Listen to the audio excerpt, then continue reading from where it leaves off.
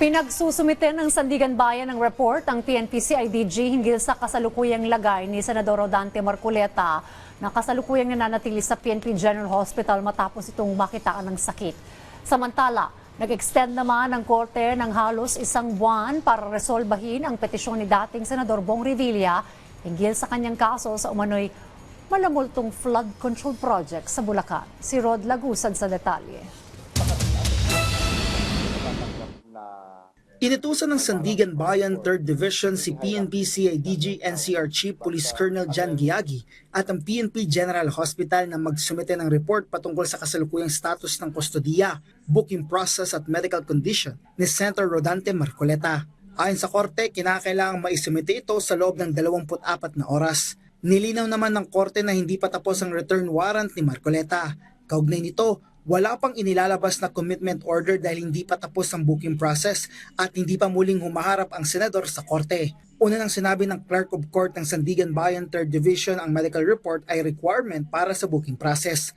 Hanggat anya wala ang report na isusumite ng PNP-CIDG ay wala pang magiging aksyon ng korte. Kasalukuyang nananatili si Marcoleta sa PNP General Hospital kasunod na dalhin siya dito ng PNP-CIDG para sa atensyong medikal.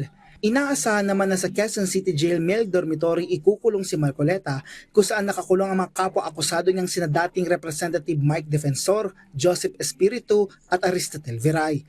Ito'y kaugnay ng kasong plunder at paglabag sa Presidential Decree No. 46 o ang pagtanggap ng regalo ng isang public official kaugnay ng umano'y campaign donation na tinanggap ni Marcoleta at hindi niya idineklara.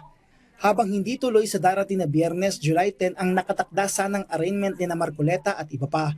Ito'y dahil kinakailangan pang resolbahin ng korte ang mga mosyon na inihain ng mga akusado. May nakahain na motion to quash na Marcoleta, Defensor at Espiritu, habang motion for bail naman si Viray. Ayon sa korte, kasama na rito ang pagsagot ng prosecution at ang reply o tugon ng kampo ng mga akusado.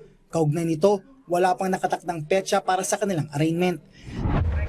Samantala, may panibagong 30 araw na extension ng Sandigan Bayan 3rd Division para iresolba ang bail petition ni na dating Senador Bong Revilla at mga kapwa-akusado nitong dating opisyal ng DPWH Bulacan 1st District Engineering Office.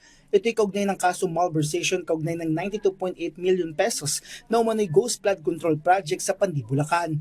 Ayon sa korte, kinakailangan pang dumaan sa review at revision ng draft bago isapinal ang resolusyon. Rod Lagusad para sa Bayan.